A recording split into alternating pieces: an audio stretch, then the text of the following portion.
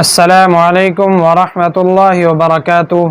ناظرین کرام، ہم آپ کے لیے بیان لے کر حاضر ہوئے ہیں قاری حنیف ملتانی رحمۃ اللہ علیہ کا۔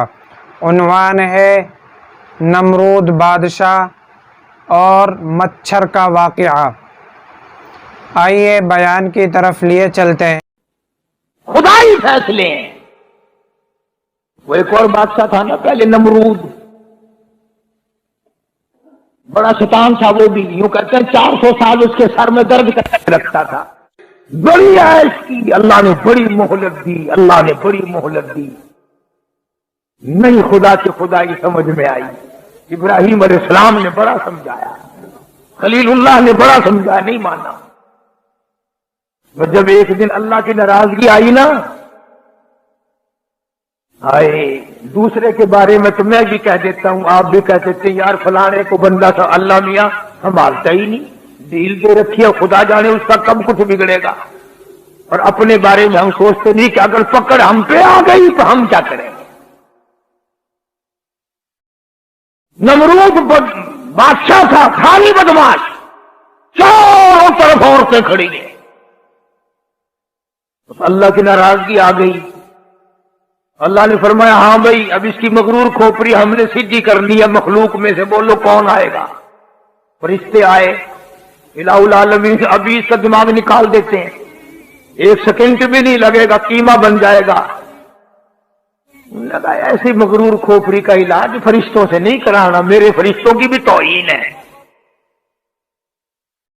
جنوں سے نہیں کرانا ایسی کھوپڑی کا علاج، میرے جنوں کی توہین ہے، انسانوں سے نہیں کرانا ایسی مغرور بدماش کھوپڑی کا علاج، انسان کی توہین ہے۔ بس اللہ کی آواز پر ایک مچھر آیا، یوں کہ جی اگر حکم ملے تو میں تو سب سے چھوٹا ہوں۔ اور یوں لکھا کتابوں میں کہ مچھر بھی کیسا تھا، ایک پر نہیں تھا، ایک ٹانگ نہیں تھی۔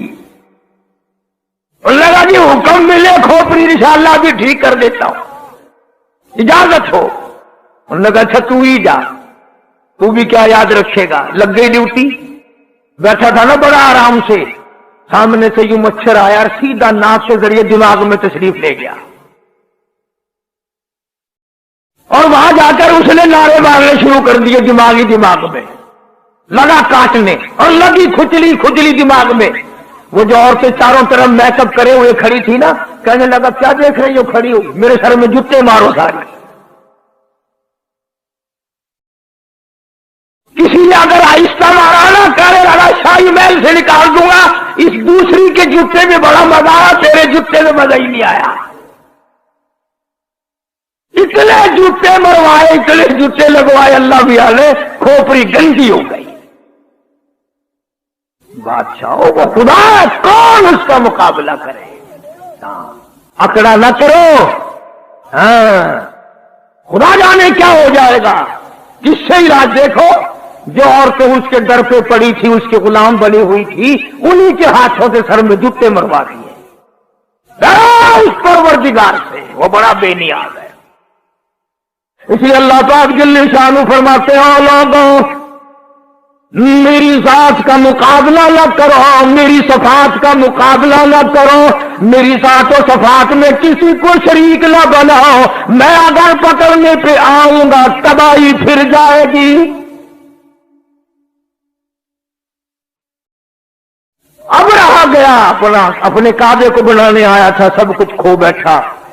عرض کرنے کا مقصد یہ تھا کہ محمد عربی صلی اللہ علیہ وسلم ہمارے لیے رحمت بن کر آئے، ہمارے لیے کرم بن کر آئے، رؤوف بن کر آئے، رحوم بن کر آئے، رحیم بن کر آئے، مہربانیوں والا نبی بن کر آئے، شافی کوثر شافی معشر بن کر آئے، شافی کوثر بن کر آئے، شفیع المذنبین بن کر آئے، محمد عربی صلی اللہ علیہ وسلم امت والے قرآن والے بن کر آئے۔ ارے سوچنے والی بات تو یہ ہے کہ نبی نے ہمیں قرآن دیا اور ہم نبی کے یہاں نبی کے دروازے پہ نبی کے حضور میں ہر وقت بدماشیاں پیش کریں۔ جامع ترمذی کی حدیث ہے کہ ہر پیر کے دن اور ہر جمعرات کے دن ہر امتی کا نامہ اعمال آقا کے سامنے پیش کیا جاتا ہے۔ ذرا سوچو تو صحیح، یہ میرا تیرا عمل دیکھ کر حضور خوش ہوتے ہوں گے؟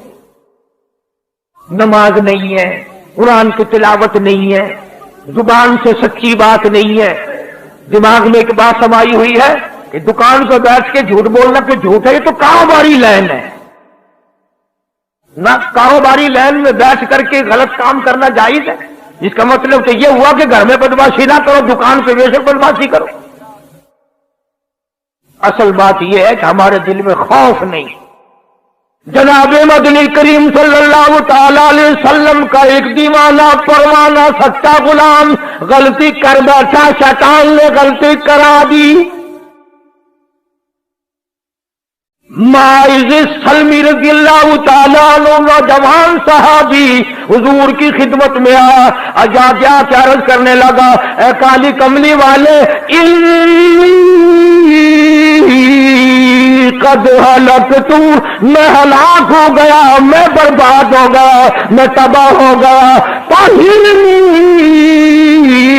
طہرنی، مجھے پاک کر دو، مجھ پہ اسلام کا قانون چلا دو، مجھ پہ حد جاری کر دو، مجھ پہ قرآن کا قانون لاگو کر دو، میں آخرت کی تباہی سے بچ جاؤں گا۔ سرکار نے اس طرح منہ پھیر لیا، وہ پھر اس طرف آ گیا، میں گناہ کر بیٹھا ہوں، مجھ پر حد جاری کرو، اسلام کا قانون مجھ پہ چلاؤ۔ پھر دوسری طرف آ گیا،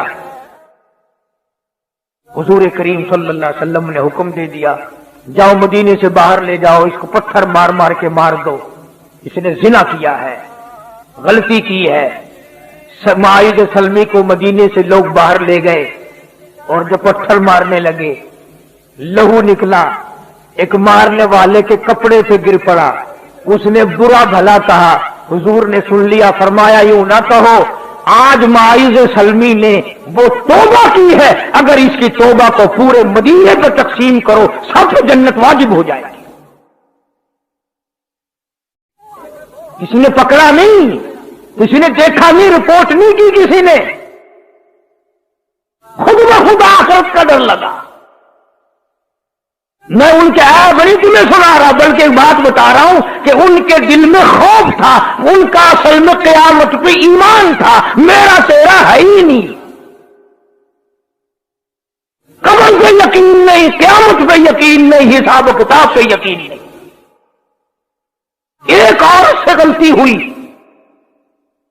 حضور کریم صلی اللہ علیہ وسلم کے دربار میں آئی، خود اقرار کرتی ہے، اعتراف کرتی ہے، بلکہ اس پر اصرار کرتی ہے کہ مجھے سزا دو جو قرآن میں ہے۔ فرمایا تو پیٹ سے ہے، تجھے حمل ہے، پتھر تجھے ماریں گے، وہ بچہ مرے گا، اس کے قتل کا ذمہ دار کون بنے گا؟ ہائے ہائے ہائے، امام الانبیاء کا ڈر دیکھو، امام الانبیاء کا خوف دیکھو کہ جو بچہ تیرے پیٹ میں ہے وہ مر جائے گا، اس کے قتل کا ذمہ دار کون بنے گا؟ ارے یہ لاکھوں کروڑوں ہزاروں عمل گرانے والے لوگوں، تم قیامت کے دن سور سے بھی بدتر ہو کے اٹھو گے۔ تم اس کو قتل نہیں سمجھتے؟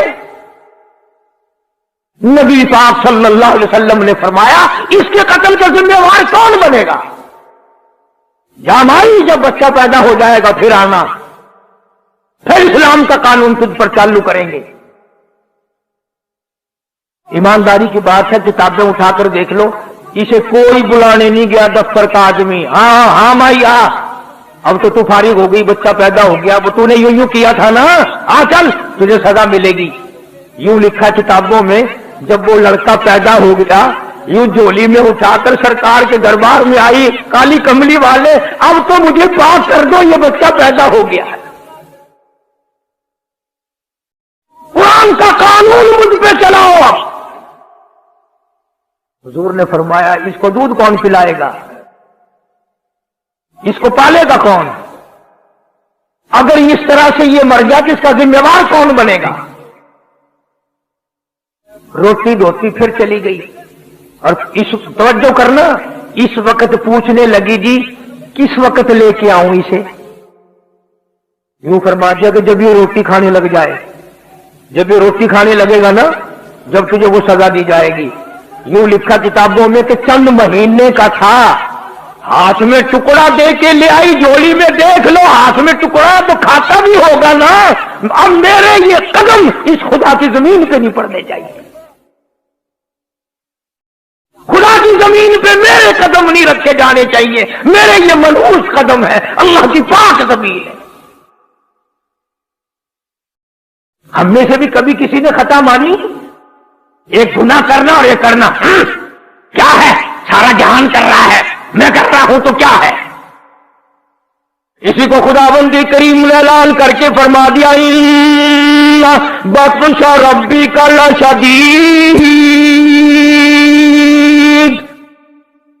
मेरी पकड़ बड़ी सख्त है, ऐसा वक्त मैं लाऊंगा जनाजा उठाने वाला कोई नहीं, कफन देने वाला कोई नहीं, गुस्ल देने वाला कोई नहीं, कब्र में दफन करने वाला कोई नहीं, सिरस्ती तुम्हारी होगी, खोपड़ियां तुम्हारी होंगी, कुत्ते घसीटेंगे। अक्ल करता है आदमी, किसी को डॉक्टरी पे नाज है, किसी को अफसरी पे नाज है, किसी को पीरी फकीरी और मौलवी पढ़ने का फख्र है, किसी को हाजी और नमाजी पढ़ने का फख्र है। फरमाया क्या फख्र करोगे, मेरे दर पे आओगे तो तुम्हें पता चल जाएगा। ये तो भाई सीधी सादी बात है, मैं भी जोर लगा रहा हूं, जब मौत आएगी खुद ब खुद पता चल जाएगा कि सारी दुनिया में और सारी जिंदगी में मैं क्या करता रहा। वहां तो आंखों के इशारे भी लिखे जा रहे हैं, जुबान से जो कलमा निकलता है वो भी लिखा जा रहा है, हर चीज रिकॉर्ड में है, रिकॉर्ड में।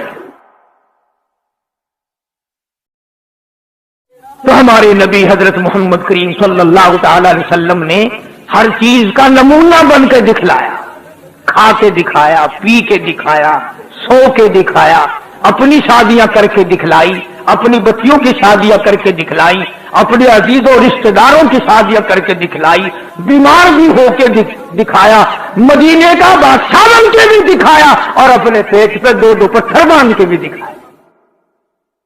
एक एक वक्त में एक एक बकरी की रान भी खा के दिखाई और कई कई वक्त में दरख्तों के पत्ते चबाकर अल्हम्दुलिल्लाह पढ़ के भी दिखाया। जनाब आयशा सिद्दीक़ा रज़ियल्लाहु ताला अन्हा फरमाती हैं कि कई मर्तबा ऐसा होता था, महीनों महीनों एक खजूर का दाना और एक पानी का प्याला, पानी भी मोल मिलता था, अंदाजा लगाए एक पानी का प्याला, पानी भी रज के नहीं, और एक खजूर का दाना। तो किसी ने हज़रत आयशा सिद्दीक़ा रज़ियल्लाहु ताला अन्हा से पूछा कि अम्मा कैसे वक्त गुजरता था, तो रोने लगी और फरमाया बेटी उस प्याले की भी उस वक्त कदर हुई जब वो भी ना मिला। तो महबूब कायनात सल्लल्लाहु अलैहि वसल्लम ने जंगों में फतह करके भी दिखलाई। जंग बदर के फातिह को देखो, अगर किसी ने शिकस्त देख ली हो तो ओहद के मैदान में पैगंबर के चचा के 11 टुकड़े उठाते हुए को देखो। अगर तुम्हारी बेटी है, तुम्हें उसके साथ निबाह करना पड़ रहा है, तो तुम फातिमा के अब्बा को देखो कि वो क्या करता है। अगर उम्र में तेरी बीवी छोटी है, उसके साथ तुझे जिंदगी बसर करनी पड़ रही है, तो तू आयशा सिद्दीक़ा के शोहर को देख कि आयशा सिद्दीक़ा की उम्र 6 साल है और सरकार दो आलम सल्लल्लाहु अलैहि वसल्लम की उम्र 52 साल है। और अगर तेरी बीवी उम्र में तुझसे बड़ी है, उससे गुजारा करना पड़ रहा है, तो सैयदा खदीजा रज़ियल्लाहु ताला अन्हा के खामिन को देख कि हुजूर करीम सल्लल्लाहु अलैहि वसल्लम की उम्र मुबारक 21 या 25 वर्ष है और हजरत खदीजा की उम्र 45 साल। Hey there. Subscribe to my channel. अगर तुम्हें नवासे के साथ निबाह करना पड़ रहा है, हुसैन के नाना को देख। अगर तुझे अपने दामाद के साथ निबाह करना पड़ता है, अली मुर्तजा और उस्मान के ससुर को देख। और अगर तुझे अपने सौरे के साथ निबाह करना पड़ता है, तो पैगंबर खुदा सल्लल्लाहु ताला अलैहि वसल्लम के अबू बकर सिद्दीक ससुर को देख। कौन सी चीज है जो मेरे आका की सीरत में तुझे नहीं मिलती? अपनी जिंदगी में इनकलाब लाओ, सच इख्तियार करो, शराफत इख्तियार करो, इबादत इख्तियार करो, जुल्म से बाज आओ। हदीस पाक में आता है कि बाजी मर्तबा आदमी ऐसा जुल्म कर बैठता है कि उस जुल्म को अगर जमीन पे डाल दो तो जमीन में आग लग जाए, समंदर में डाल दो समंदर में आग लग जाए। ये सारा जहान नापैदार है और बेवफा है। इसी को शेर सादी रहमतुल्लाह अलैह क्या अजीब नकल करता है, कहता कि यकी बर हसीरो यकी बर शरीर यके दर पलासो यकी दर हरीर। कहता ये तो मुकद्दरी सौदे हैं, एक बोरी में लिपटा बैठा है और एक मखमल और तख्ते शहनशाही पे बैठा है। यकी बाजदारो यकी ताजदार यके बाजदारो यके ताजदार यके सरफराज हो यके खाकसार। एक के सर पे ताज है और एक के सर पे कपड़ा भी नहीं, थुर थुर थुर थुर सर्दी में करता फिरता है। अल्लाह पाक ने अलग अलग मुकद्दर बनाए। फरमाया यकीरा शबो रोज मसहब बदस्त यकीरा शबो रोज मसहब बदस्त यकी खूबता दर कुंजा में खाना मस्त। कहता एक ऐसा मुकद्दरों वाला है, हर वक्त उसके हाथ में अल्लाह का कुरान है, और एक ऐसा है शराब खाने में से मैयत निकल रही है, कंजर खाने में से मौत निकल रही है।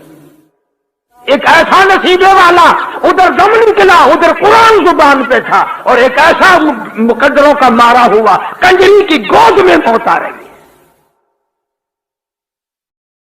तो हमारे नबी हजरत मोहम्मद रसूलुल्लाह सल्लल्लाहु ताला अलैहि वसल्लम ने हमें पूरी जिंदगी दी, सारी जिंदगी का तरीक़ेकार बता दिया। ये बात नहीं है कि तुमने इख्तियार कर रखी है कि गजलें गाओ, पताशे खाओ और जन्नत में चले जाओ। अगर पताशे चाब कर जन्नत में जाते तो बिलाल का चमड़ा ना उधेड़ा जाता। हाँ, चार औरतों ने चार मर्दों ने मिलकर गजलें गाई और मिठाई खाई और जाके सो गए, सुबह की नमाज भी नहीं।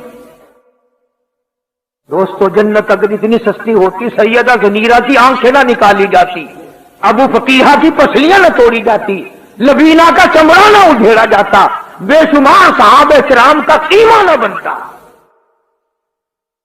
बड़ी अजीब बात कही मजलूब ने, फैसला कर दिया।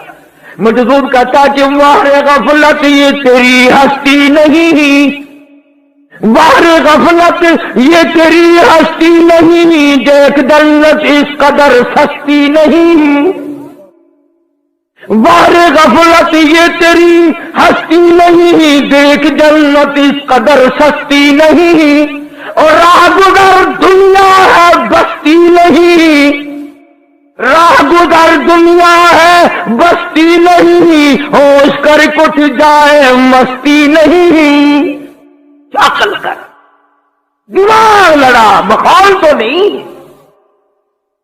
इसलिए कुरान करीम ने ऐलान कर दिया, उलाइकल्लज़ीना कफ़रू बिआयाति रब्बिहिम व लिक़ाइही फहबितत आमालुहुम फला नुक़ीमु लहुम यौमल क़ियामति वज़ना। ओ मेरे बंदे, बदियों का पलड़ा भर के ला, नेकियों वाले में हाई कुछ नहीं, तो लो क्या? तोल तो जब ही लगेगा ना जब दोनों पलड़ों में कुछ वजन होगा। एक पलड़े में जब कुछ है ही नहीं तो लो क्या? यौमल क़ियामती वजना, वजन किस बात का करो? तो दोस्तों, इमामुल अंबिया महबूब किबरिया हजरत मोहम्मद मुस्तफा सल्लल्लाहु ताला अलैहि वसल्लम की ज़ात अक़दस की ताबेदारी का वक्त है, और खुदा जाने मेरी तेरी किसकी कब्र तैयार है। एक हदीस पाक में यूं आता है कि बसा औकात आदमी बंगला कोठी मकान बनाता है। हुजूर ने फरमाया, सबका जो सल्लल्लाहु, बसा औकात आदमी अपनी सारी पूंजी लगा देता है मकान पे, लेकिन हुजूर फरमाते हैं कि अल्लाह ने यूं फरमाया कि उस गरीब को यह पता भी नहीं कि उस महल में एक रात में सोना नसीब नहीं है, एक रात में उस मकान में बसेरा नसीब नहीं, मौत आ जाएगी।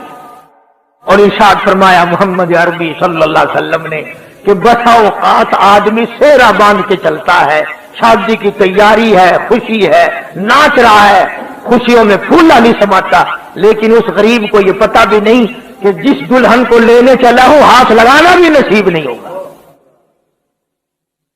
کیا پتا اسے۔ بڑی عجیب بات فرمائی محمد عربی صلی اللہ علیہ وسلم نے، فرمایا دو چیزوں کی ضمانت تم دے دو، لکھ کے لے جاؤ، دل کی تختی پہ کام آنے والی بات ہے، اگر عمل کرو گے انشاءاللہ قبروں میں دعائیں دو گے۔ فرمایا دو چیزوں کی ضمانت تم دے دو، جنت الفردوس کا ضامن میں محمد رسول اللہ بنتا ہوں، اور جس کا ضامن کالی کملی والا بن جائے اسے کیا چاہیے۔ فرمایا دو چیزوں کی ضمانت دو، ایک یہ جو تمہارے منہ میں ہے زبان، اس کی ضمانت دو کہ اس کو اللہ اور اس کے رسول کے حکم کے خلاف نہیں چلاؤ گے، اور ایک جو تمہاری نفسانی خواہشات کی جگہ بنائی ہے اسے غلط استعمال نہیں کرو گے۔ فرمایا دو چیزوں کی ضمانت تم دے دو، جنت کا ضامن میں ہوں۔ اب حضور صلی اللہ علیہ وسلم نے ضمانت تو دے دی، اب ضمانت کیسے دیں، ہم ضمانت کہاں سے لائیں؟